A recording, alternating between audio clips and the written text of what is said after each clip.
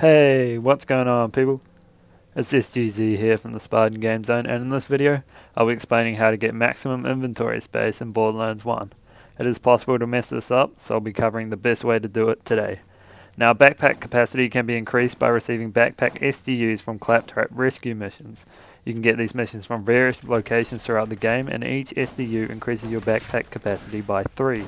The total capacity you can have is 72, but to get that you need to be careful about when you do them, especially if you're in playthrough 2, and I'll get to that in a minute. In order of appearance, for playthrough 1 there are Claptrap rescue missions in Sledge's Safe House, The Lost Cave, New Haven, Tidness Warren, Earl's Scrapyard, Crumbs Canyon, Trash Coast, Old Haven, The Salt Flats, and Crimson Fastness.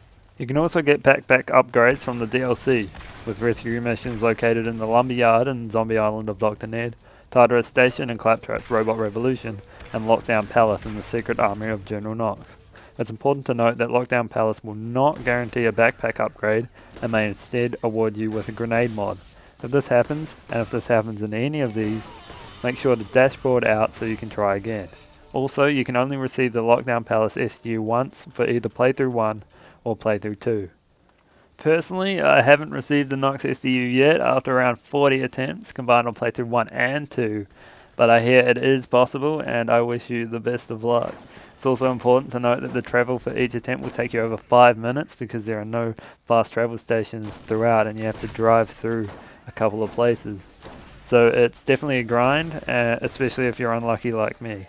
But do let me know in the comments if you have been able to get it, and maybe I'll give it another go. Anyway, moving on. You'll probably want to save the playthrough 1 DLC rescue missions until at least halfway through playthrough 2 to prevent over leveling. It's also important to note that Lockdown Palace can only be accessed after about 5 missions into the DLC. Lumberyard is unlocked a little quicker than Knox, probably in about an hour of its campaign, and for Tartarus Station the rescue mission is available after 3 storyline missions. It's the quickest of the DLC rescue missions and you should be able to do it in under 20 minutes. Now for playthrough 2. Playthrough 2 is a different story, with each Claptrap rescue mission only having a small chance to give you an SDU, quite like Knox's in both playthrough 1 and 2. However, you will have 0 chance of receiving an SDU if you have triggered playthrough 2.5 by travelling to the vault. So if you want to get maximum backpack capacity, do not travel to the vault until you have successfully completed all playthrough 2 rescue missions. This can also be seen as soon as you get the campaign mission Find Steel, do not continue the main questline. And if you're wondering just how small the chance of getting these SDUs are, I was able to get them on my first time twice, others took me around 4 goes, one took me over 10, and don't even get me started on Lockdown Palace. Not even done that yet. In playthrough 2, only the first 5 non-DLC Claptrap rescue missions award a chance at an SDU. These include Sledge's Safe House, Lost Cave, New Haven, Tidness Warren, and Earl's Scrapyard. The Lumberyard and Tartarus Station rescue missions, however, will guarantee you a backpack upgrade in playthrough 2 if you haven't initiated playthrough 2.5.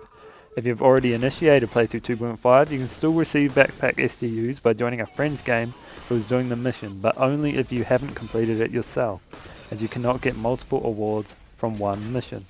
Overall, the order I would recommend doing the missions in to get maximum 72 capacity, and also to not miss out on too much of the story if you haven't done it yet, is complete the main campaign rescue missions, then go and do playthrough 2 until you're at least at New Haven. Then you can go do the Lumberyard and Tartarus Station on playthrough 1 if you want, but that doesn't really matter, you can do that at any time. The only issue here is over leveling, as they will always award you an SDU. So then on playthrough 2, when you get to the Find Steel mission, I'd head to the DLCs and do Tartarus Station, then Lumberyard, and finally General Knox. But the order here doesn't really matter. I just do Knox last because that's a pain in the booty. However, you will miss out on missions being scaled for almost the entirety of Zombie Island of Dr. Ned's campaign.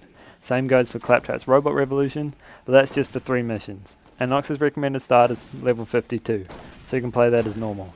Either way, I'd avoid doing side quests so you can get maximum experience when you do them later. Afterwards, kill the Destroyer, kill General Knox, and then every enemy in the game will be scaled to your level, and you can enjoy the maximum backpack capacity while you continue your adventure. So that's all for this video. Leave a like if it helped you out. Make sure to sub for more content like this, and I'll catch you in the next one.